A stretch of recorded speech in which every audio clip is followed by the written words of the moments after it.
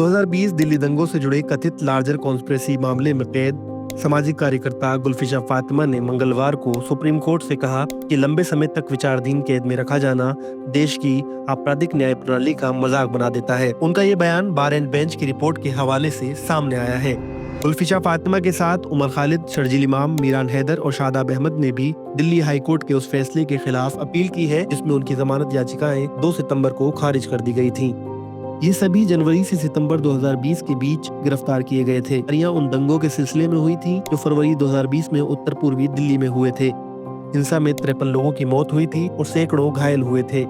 मृतकों में ज्यादातर मुस्लिम समुदाय के थे। सुनवाई के दौरान फातिमा की ओर से पेश वरिष्ठ वकील अभिषेक मनु सिंघवी ने अदालत में कहा कि इतनी लंबी अवधि तक जेल में रखना प्री ट्रायल सजा जैसा है। उन्होंने कहा, जब किसी पर दोष सिद्ध नहीं हुआ है तो उसे इस तरह दंडित क्यों किया जा रहा है।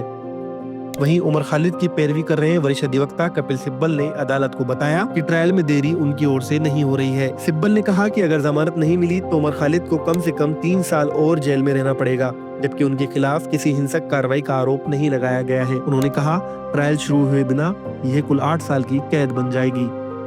इन सभी आरोपियों पर यूएपीए, पीडीपीपी एक्ट, आर्म्स एक्ट और आईपीसी की विभिन्न धाराओं के तहत मुकदमे चल रहे हैं। 30 अक्टूबर को दाखिल किए गए हलफनामे में दिल्ली पुलिस ने इन याचिकाओं का विरोध करते हुए दावा किया कि आरोपी सिविल डिसेंट की आड़ में एक रिजीम चेंज ऑपरेशन का हिस्सा थे। पुलिस ने यह भी कहा कि लंबे समय तक जेल में रहने का मुद्दा उठाकर आरोपी विक्टिम कार्ड खेल रहे हैं और ट्रायल में देरी का जिम्मेदार उन्हीं पर है। इसके जवाब में 31 अक्टूबर को उमर खालिद, शर्जील इमाम और गुलफिशा फातिमा ने सुप्रीम कोर्ट से कहा कि उन्होंने किसी भी तरह की हिंसा नहीं भड़काई और वे सिर्फ सीए के खिलाफ शांतिपूर्ण विरोध प्रदर्शन का हिस्सा थे।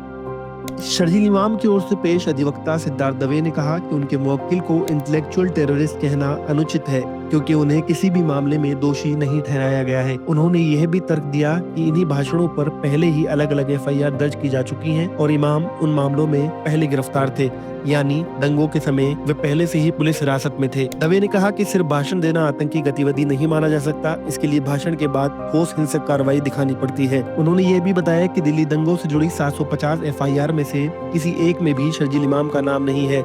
साथ ही उन्होंने इलाहाबाद हाईकोर्ट के आदेश का हवाला दिया जिसमें इमाम को जमानत दी गई थी और अदालत ने माना कि उनके भाषणों में हिंसा के लिए प्रत्यक्ष आह्वान नहीं किया गया था।